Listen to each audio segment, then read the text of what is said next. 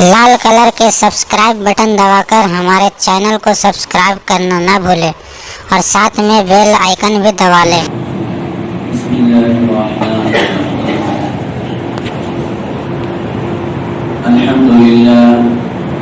अल्हम्दुलिल्लाह रब्बिल आलमीन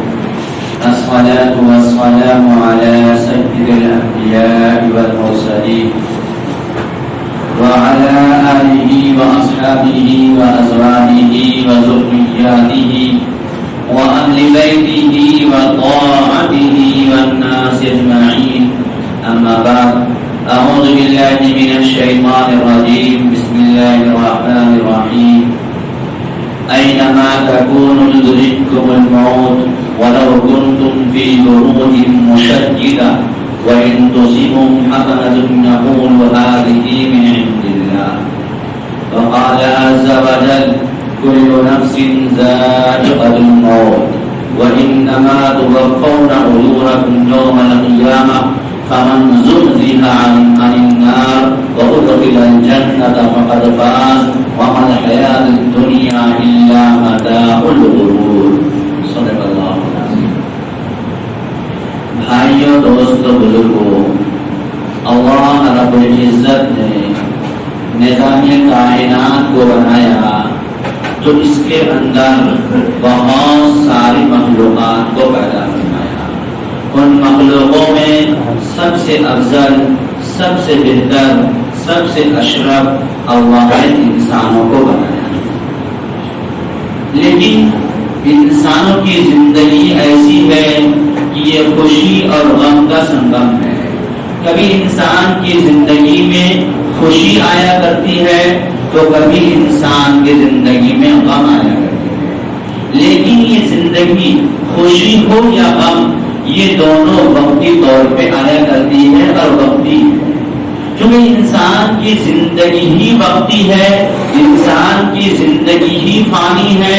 انسان کی زندگی گویا کہ اللہ کے طرف سے ایک امانت ہے. کوئی انسان کسی کے پاس کوئی امانت رکھے تو اس بات کا وہ حقدار ہے کہ جب چاہے اور جس وقت چاہے وہ اپنی امانت کو واپس لے لے.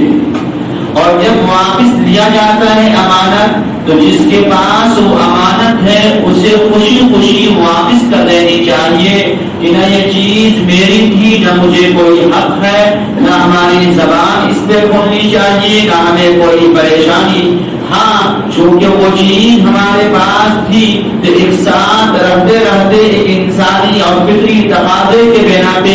ایک تعلق، ایک محبت ہو جایا کرتی ہے. اسی لیے انسان کے دل جذبات میں ٹوٹ جاتے ہیں، آنکھیں نم ہو جاتی ہیں. لیکن میرے بھائیوں، دوست، بزرگوں، یہ انسانوں کی زندگی میں یہ جو روح ہے، یہ روح اللہ کی طرف سے امانت ہے. یہ اللہ جب چاہتا ہے، جس کا چاہتا ہے، یہ اس سے لے لیتا ہے. اور جب لیتا ہے تو اسی کا نام موت ہے. موت ایک ایسی حقیقت ہے کہ دنیا کی کوئی طاقت، دنیا کا کوئی جاہل، دنیا کا کوئی پڑھا ہوا، دنیا کے کوئی سائنسداں، دنیا کا دیہات، شہر، قصبہ، کسی جگہ کے رہنے والا ہو، کسی مذہب کا ماننے والا ہو، کسی زبان کے بولنے والا ہو، کسی کاروبار اور کسی پیشے سے لگے ہوئے انسان ہو، وہ اس بات کو مانتا ہے اور اقرار کرتا ہے اور یقین کرتا ہے کہ موت آ کر رہے گی. دنیا میں کوئی ہمیشہ رہنے کے لیے نہیں آیا ہے. موت یقینی ہے.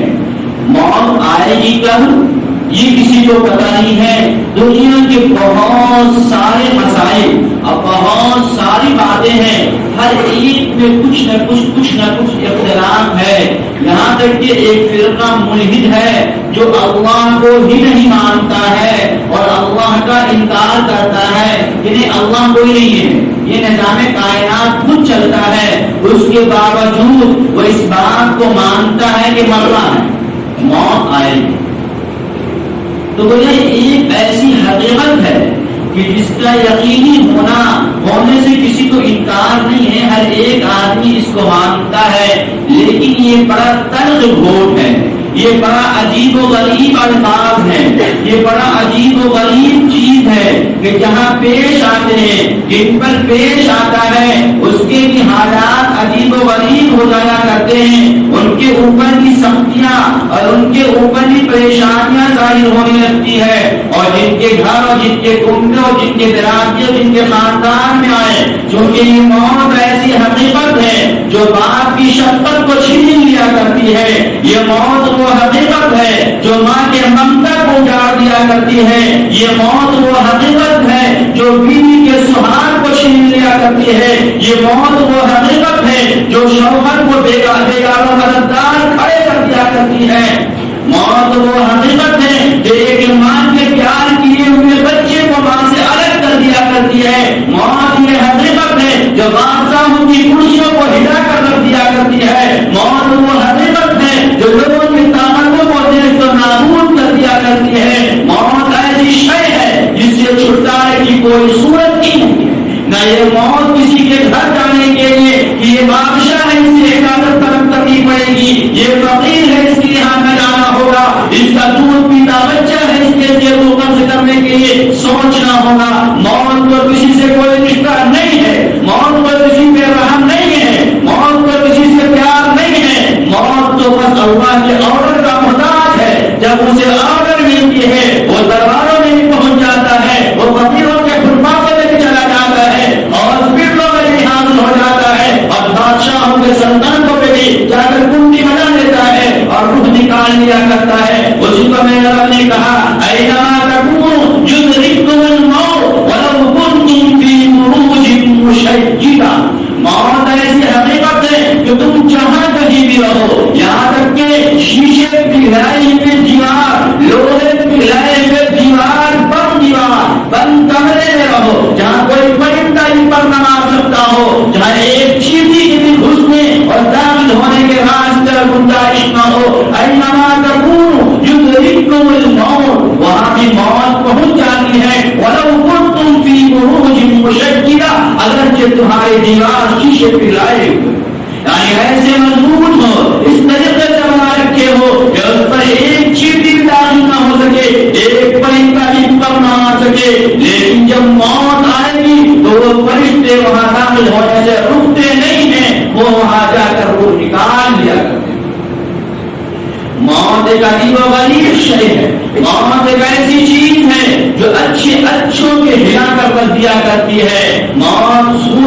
خشک آنکھوں کو نم کر دیا کرتی ہے، خوش دلی کو غموں میں بدل دیا کرتی ہے، بے چینی و بے قراری میں سکون کو بدل دیا کرتی ہے، موت ایسی حقیقت ہے جس کا انکار نہ کیا جا سکتا ہے اور نہ کسی نے کیا ہے، اسی لیے ہمارے اور آپ کے نبی آقا نامدار تاجدار مدینہ احمد مصطفیٰ محمد مصطفیٰ صلی اللہ علیہ وسلم نے ارشاد فرمایا کہ موت عقل مند انسان وہ ہے جو موت سے پہلے موت کی تیاری کرے، اس لیے کہ جب یہ اتنا پکا اور اتنا یقینی ہے کہ موت آ کر رہے گی، میں تو یہ کہتا ہوں کہ موت تو یقینی ہے، کفن اور دفن پہ شک ہے، اس پہ یقین نہیں ہے، موت تو آئے گی یقین ہے، لیکن کفن نصیب ہو جائے کوئی ضروری نہیں ہے، دفن مل جائے کوئی ضروری نہیں ہے، آپ سنتے اور پڑھتے ہیں کسی کا ایکسیڈنٹ ہو گیا، کوئی تالاب اور ندی میں بہ گیا، موت تو آ گئی لیکن اس کو دفن نہیں ملا، انہیں دفن نصیب نہیں ہوئی، اس لیے کہ موت یقینی چیز ہے، یہ موت آ کر رہے گی، اور جب موت آئے گی تو دنیا کے تمام حالات سے الگ کر دے گی، آخرت کے حالات اور آخرت کے مناظر اس کے سامنے آ جائیں گے۔ قیامت تو عمومی قیامت آئے گی جس کو اللہ نے قیامت کہا ہے، جس دن یہ آسمان توڑ دیے جائیں گے، یہ زمین لپیٹ دی جائے گی، یہ چاند اور سورج توڑ دیے جائیں گے، یہ پہاڑ روح کے گانوں کی طرح اڑنے لگیں گے، ایک قیامت تو وہ آئے گی جو عمومی قیامت ہوگی، لیکن یاد رکھو ہر ایک انسان کا قیامت اس وقت قائم ہو جاتا ہے جب انسان کی روح پرواز کر جاتی ہے، اس کی قیامت آ گئے، اس نے جب اس کے اعمال کم ہو گئے، اب وہ قبر کے مرمر مٹی میں ڈال کر چلا آیا، کوئی پوچھنے والا نہیں، نہ کوئی چٹ ہے، نہ کوئی بستر ہے، نہ کوئی گدی اور دوزخ ہے، نہ کوئی لیب اور کمکمے ہیں، وہ ماں جو اپنے بچے کی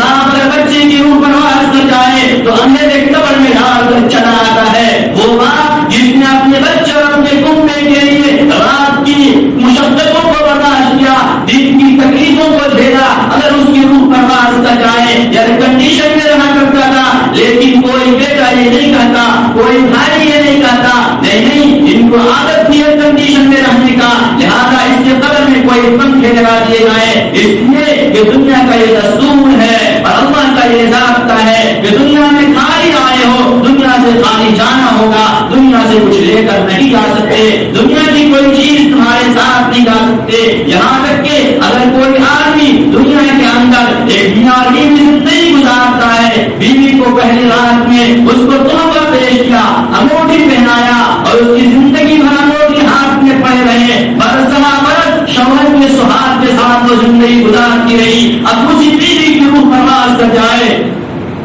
وہ مجمع میں جو برسوں سے انگوٹھی پڑی ہوئی ہے دیکھ آ کر کہے ابا جان امی کی انگوٹھی جو آپ نے ڈالی تھی وہ ہل نہیں رہی ہے, وہ نکل نہیں سکتی ہے, کیا کیا جائے؟ وہی باپ وہی شوہر جس نے پیار سے پہلے رات میں انگوٹھی پہنایا تھا وہی کسی کاٹنے کی ہاتھا چیز کو لے جائے گا اور کہے گا اسے کاٹ کر الگ کر دو, اس سے کہ دیکھیے رب کا ضابطہ یہ ہے کہ دنیا کی چیز اس کے ساتھ نہیں کرے.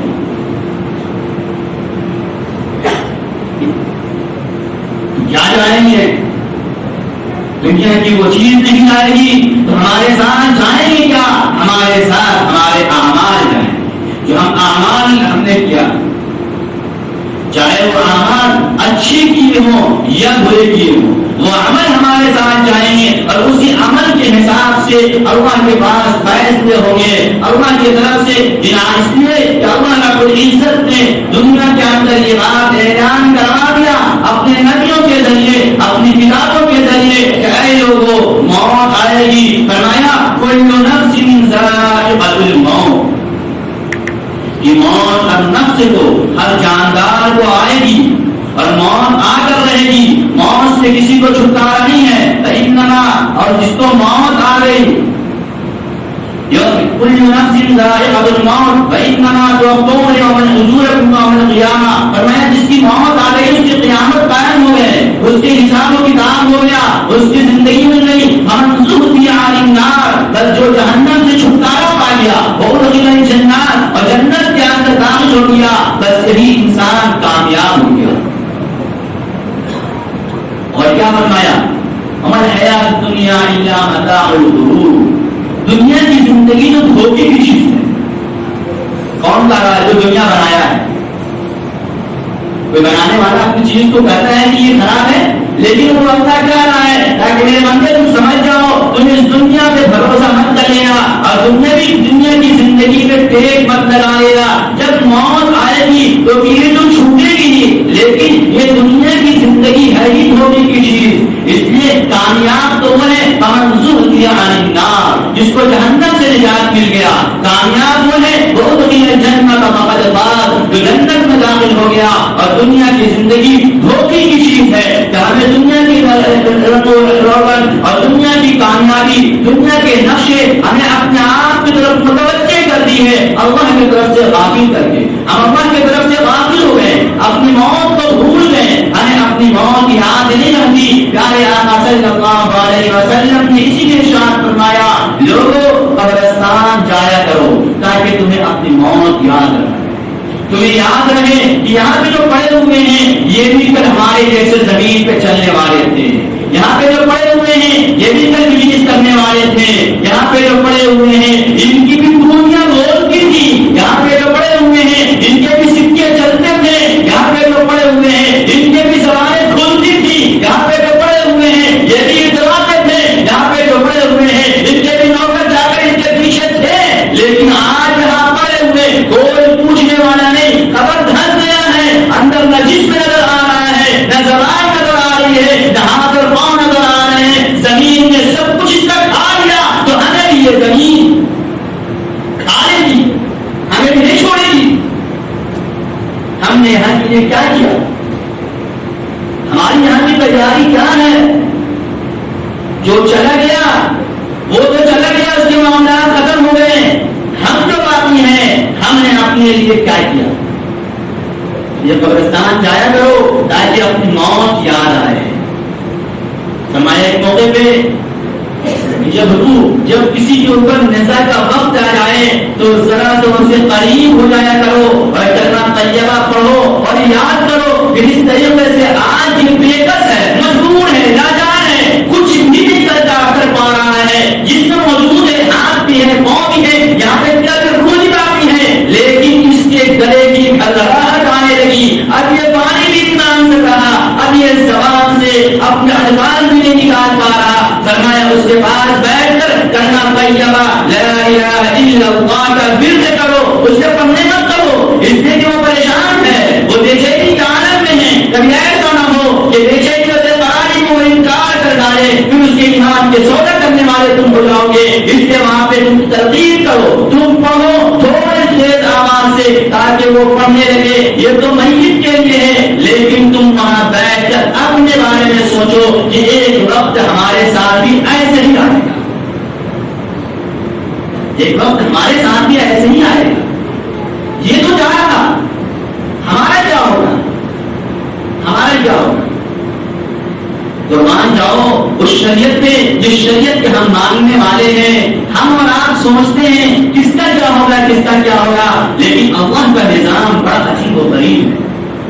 اللہ ہر عید کا ہم شریعت کے اگر ماننے والے بن جائیں تو دنیا کی جو پریشانیاں بظاہر ہوتی ہیں ان پریشانیوں سے چھٹکارا خود بخود مل جائے گا. اللہ نے ہر عید کا راستہ ضابطہ بنا دیا، طریقہ بتا دیا. میں نے کہا نا یہ موت ایسی حقیقت ہے جو ایک بچے کے ماں کے ممتا چھین لیا کرتی ہے،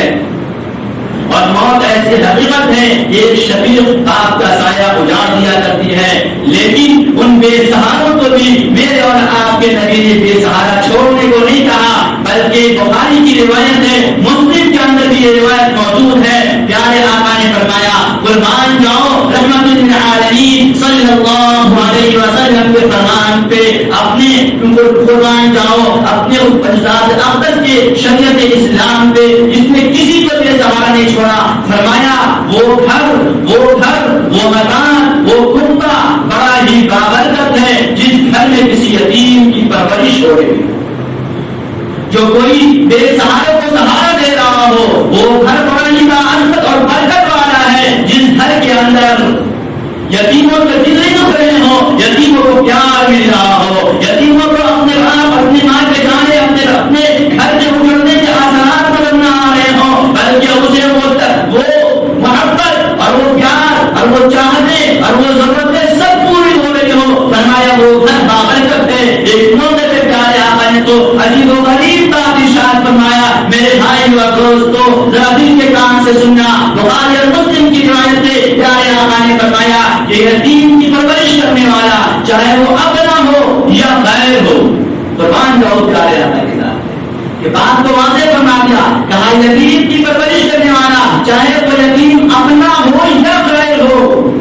کل قیامت کے دن میرے ساتھ جنت میں بس جتنے فاصلے پہ ہوگا میں اور وہ. اپنی انگلی کو اٹھا کر آپ نے فرمایا کہ وہ یتیم کی پرورش کرنے والا، یتیم کی حفاظت کرنے والا، یتیم کا دیکھ بھال کرنے والا کل قیامت کے دن میرے ساتھ جنت میں اس طرح ہوگا. بس اتنے باتیں نبوت کا درجے کا فرق ہوگا. باقی ہم اور وہ مسلمان جس نے بے سہارے کو سہارا دیا ہو، جس نے یتیموں کے سر میں محبت کا ہاتھ پھیرے ہو، جس نے باپ کا پیار دیا ہو، ماں کے من کے اجڑنے کے بعد ماں کے دھڑکن کو سمجھ کر اس یتیم کو اپنے سینے سے لگایا ہو، فرمایا چاہے وہ غیر کو لگایا ہو کل جنت میں میرے ساتھ اس طرح ہو. یعنی میرے نبی نے بے سہارا نہیں چھوڑا کہ اگر رب نے اپنی امانت لے لی اور وقت کو پورا کر دیا تو یہ بھٹکتے ہوئے نہ پھریں گے، در در کے ٹھوکریں نہ کھائیں گے، بے سہارا نہ ہوں گے، بلکہ ان کو سہارا دینے والوں کو وہ مقام ملے گا جن مقام کا تصور اپنے اعمال کے ذریعے نہیں کر سکتے، اپنے عمل کے ذریعے اس مقام پہ نہیں پہنچ سکتے. میں جنت میں ہمارے ساتھ اس طرح ایک موقع پہ فرمایا جس نے یتیم کی حفاظت کی، یتیم کا دیکھ بھال کیا، اس کے ساتھ محبت سے بات کی، کل قیامت کے دن اللہ اسے جنت میں اس بات پہ داخل کر دے گا کہ تم نے یتیم کے ساتھ ہمدردی کا معاملہ اور کیوں نہ ہو. یہ درد اور یہ سبق یہ ہمیں کیوں نہ میرے نبی دیتے ہیں. میرے نبی نے میرے اس امت کو یہ درد دیکھو اور یہ سہاروں کے سہارے دینے والے اس نے میرے نبی کو بنایا. کہ پیارے آقا کی تشریف آنے سے پہلے ہی رب نے باپ کو لے لیا تھا تاکہ باپ کی محبت کا احساس اور شفقت کا پیار میرے نبی کو ہو. اور نبی میں اپنی زبان مبارک سے اس بات کو ارشاد فرما. جب کچھ آگے بڑھے, کچھ قدمیں بڑھانے لگے, کچھ عمریں بڑھنے لگی, ماں کو پہچاننے لگے, ماں کی پیار ملنے لگی, ماں کے سائے میں زندگی گزارنے لگے, ماں کے ممتا میں اور ماں کے آنچل میں کھیلنے لگے, تو رب نے اس ماں کو چھین کر اور لے کر یہ بتا دیا اے محمد دنیا کے اندر بہت سے بے سہارے بچے ہوں گے جن کی ماں نہ ہوگی, اس لیے آپ کے ساتھ لے کر کے بتایا جا رہا ہے تاکہ امت کو یہ بتا دینا بے سہارا وہ ہوتا ہے جس کا سہارا اللہ خود بن جایا کرتا. اللہ کسی کو بے سہارا نہیں چھوڑتا. دنیا کے سہارے اگر لیتا ہے تو وہ خود سہارا بن جایا کرتا ہے. ہم نے وہ کام, اللہ نے وہ کام کر کے اس لیے شاید دنیا کو, اس لیے کہ ہمارے جیسے بیوقوف لوگ بعد میں آنے والے تھے, اس امت میں پیدا ہونے والے تھے, کم علم کم عقل والے آنے والے تھے, تو اپنی زبان نہ کھولے, اپنے آپ کو یہ نہ کہے کہ میرے ساتھ کے حالات کیوں آئے, میرے بچے یتیم کیوں ہوئے, میرے بھائی کیوں چلے گئے, میرا باپ کیوں چلا گیا, میرا بڑا کیوں چلا گیا, میرے سہاگ کیوں جل گئے, میری ماں کیوں چلی گئی. میرے لوگوں اپنی زبان کھولنے سے پہلے سوچ لینا اس ذات کو بے سہارا لایا گیا تھا جس ذات کے لیے ساری کائنات سجائے, جس ذات کے لیے سارے کائنات سجائے گئے, اس ذات کو بے سہارا لایا گیا تاکہ اے انسانوں اپنی زبان کو کھولنے سے پہلے سوچ لینا جس کے لیے سارے نیت سجائے جائیں. جب وہ بے سہارا آ سکتا ہے تو ہم اور آپ کس کے لیے. اور پھر امت کو یہ بات بھی بتایا پیارے آقا کی ذات کے بارے میں, محمد رسول قد خلت من قبله الرسل افإن مات أو قتل انقلبتم على أعقابكم. کہ اے رسول آپ کی موت آئے گی اور آپ سے پہلے لوگوں کو بھی آئی ہے, یعنی پہلے بچوں کو موت آئی. یہ موت تو حقیقی ہے, موت تو آ کر رہے گی, موت سے چھٹکارے کی کوئی صورت نہیں ہے. بڑا بھی مرتا ہے, ڈاکٹر بھی مرتا ہے, انجینئر بھی مرتا ہے, عہدے والے بھی مرتے ہیں, فٹ پاتھ پہ سونے والا غریب بھی مرتا ہے, ہر ایک کو مرنا ہے. لیکن میرے بھائی دوست بزرگوں موت تو یقینی ہے. اصل مسئلہ ہے وہ اپنی آخرت کی فکر ہے. اصل مسئلہ کل قیامت کے دن پیشی کا ہے, جس دن اللہ کے سامنے پیشی ہوگی, اللہ حساب و کتاب لے گا, سارا نظام کائنات ختم ہو جائیں گے, لیکن ایک اللہ کی ذات باقی رہے گا اور وہ ذات دنیا کے انسانوں سے حساب لے گا اور اسے حق ہے کہ وہ حساب دے. ہم کسی کو معمولی چیز دیا کرتے ہیں, معمولی چیز, تو اس سے حساب لیتے ہیں. 100-200,000 روپے کسی کو کسی کام کے لیے دیتے ہیں تو اس سے حساب لیتے ہیں. تو وہ اللہ جس نے کروڑوں کی آنکھ دے دیا, کروڑوں کا دماغ دے دیا, ہاتھ پاؤں دے دیا, کیا وہ اللہ حساب نہیں لینا؟ اسے حق ہے تو میرا حساب لے, حساب تو لے گا. لیکن حساب کا مسئلہ یہ ہے کہ حساب تو بولے گا میرے بھائی دوستوں بزرگوں, اور اگر اللہ حساب لینے پہ آ جائے تو دنیا کا کوئی انسان بھی کامیاب نہیں ہو سکتا ہے. کامیاب تو اللہ کی رحمت سے ہی ہوگا, اللہ کی رحمت سے. لیکن بندے کا کام کیا ہے, اس رحمت کا امیدوار بن کر رحمت والا کام کرے, رحمت والا عمل کرے. رحمت والا عمل کیا ہے؟ جو کام پیارے آقا صلی اللہ علیہ وسلم نے کرنے کو کہا ہے اس کو کرے, اور جس سے منع کر دیا اس سے رک جائے, چاہے نظریں کر رہی ہو اس میں فائدہ ہے, بھلے نہیں ہو سکتا اس لیے کہ میرے نبی نے فرمایا ہے اس میں نقصان. اور وہ اللہ اس دن جس دن قیامت قائم ہوگی, جس دن نظام کائنات ختم ہو جائے گا, جس کو اللہ نے فرمایا کل من علیہا فان ویبقى وجہ ربک ذو الجلال والاکرام, تمام چیزیں فنا ہو جائے گی, ایک اللہ کی ذات باقی رہے گی. آج کی کرسیوں والا بھی ہوگا. یہ موت ہی ایک ایسی حقیقت ہے کہ دنیا کے بڑے بڑے چودھریوں کو اٹھا کر جہنم کے دہانے میں پھینک دے گا. اس سے دنیا کا بھی چھٹکارا پانے کی کوئی امید اور راستے نہیں نظر آ رہے ہیں. موت کے ایک جھٹکا آئے گا, وہ کہاں جائے گا, اس کی وجود بھی باقی نہ ہوگی. وہ اللہ اکیلا اس کی کرسی ہوگی, اس کی حکومت ہوگی, اور وہ اللہ اس دن غصے میں جلالی اعلان کرے گا لمن الملک اليوم, آج کس کی بادشاہت ہے, لمن الملک اليوم, آج کس کی بادشاہت ہے. پھر خود جواب دے گا للہ الواحد القہار, آج ایک زبردست مالک کی بادشاہت ہے. آج کسی کی کرسی نہیں چلے گی, آج کسی کا کوئی معاملہ نہیں چلے گا, آج کوئی حاکم نہیں ہے. لمن الملک اليوم, آج کس کی بادشاہت ہے, للہ الواحد القہار, ایک زبردست طاقت والے کی بادشاہ.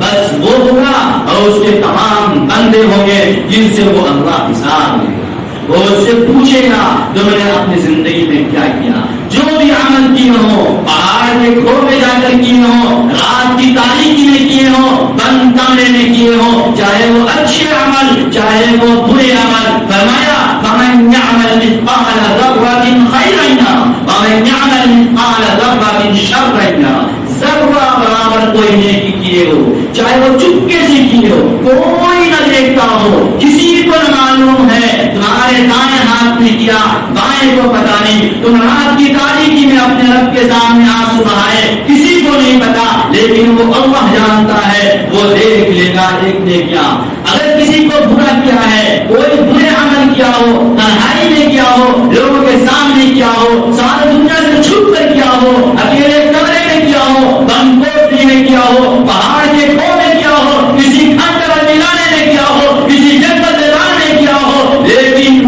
وہ ذرہ برابر نیکی بھی اور وہ ذرہ برابر برائی بھی کل قیامت کے دن دیکھ لے گا. فرمایا فمن يعمل مثقال ذرة خيرا يره ومن يعمل مثقال ذرة شرا يره. ذرہ برابر بھی نہیں کیا ہو اور ذرہ برابر بھی برا کیا ہو, وہ دیکھ لے گا. دیکھ میرے بھائیو, دنیا کے اندر تو ہم دیکھتے ہیں معاملات کبھی کبھی پلٹ جایا کرتا ہے, معاملات مقدمات کسی پہ ہے, سزا کسی کو ملتی ہے, کل وہ ماننا نہیں ہوگا, اس لیے کہ وہ بادشاہ تو ایک اللہ کا ہوگا. وہاں کسی کا کسی کے بدلے کسی دوسرے کو نہیں دیا جائے گا. اس دن کی سختی اتنی سخت ہوگی, اتنا سخت دن ہوگا, اتنا سخت دن ہوگا کہ کوئی اللہ کے سامنے جانے اور بات کرنے کو تیار نہیں ہوگا.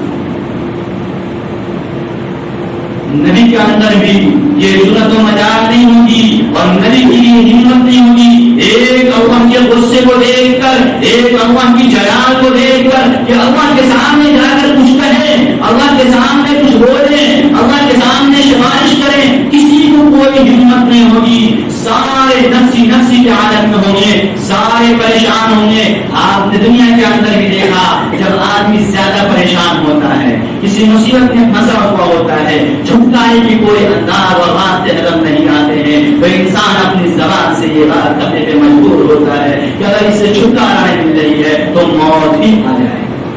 ایسے ہی انسان وہاں پہ پریشانی کے عالم میں, نفسی نفسی کے عالم میں یہ کہے گا کہ کم سے کم حساب و کتاب تو ہو جائے, معاملات تو کچھ ہو, کوئی ٹھکانے تو مل جائیں, چاہے کچھ بھی ہو جائے. ہمارے اور آپ کے نبی آقا نامدار تاجدار مدینہ, شافی محشر ساقی کوثر, امام النبیین خاتم المرسلین, آقا مولا محمد رسول اللہ صلی اللہ علیہ وسلم کے پاس ساری انسانیت جائے گی اور جا کر کہے گی اے رسول, آپ رحمت للعالمین ہیں, آپ شافی محشر ہیں, آپ ہم سے سفارش کریں کہ اللہ حساب و کتاب شروع کر دیں. ذرا اندازہ کرو کیا سختی ہوگی. یہ جانا مت کہیے کہ جنت میں ہم کو بھیج دے, نہیں, آپ یہ فرمائیے کہ حساب و کتاب شروع ہو جائے, کوئی ٹھکانے طے ہو جائیں. یہ دھوپ کی تمازر, یہ جہاں کی شدت, یہاں کی پریشانی, یہاں کے پسینے, یہ برداشت نہیں ہو رہے ہیں. رب سے کہیے حساب و کتاب ہو جائے. میرے اور آپ کے نبی امام النبی فخر موجودات احمد مصطفیٰ محمد مصطفیٰ صلی اللہ علیہ وسلم اللہ کے دربار میں حاضر ہوں گے, اللہ کے دربار میں حاضر ہوں گے. لیکن میرا رب جلال میں ہوگا, میرا رب غصے میں ہوگا. میرے رب کے سامنے میرے نبی سر جھکا دیں گے اور سجدے میں پڑ جائیں گے. میرے رب کی تعریف بیان کریں گے, اللہ کی بڑائی بیان کریں گے. میرے رب کے سامنے جب بیان کریں گے بڑائی اور ہم کو, تو میرے رب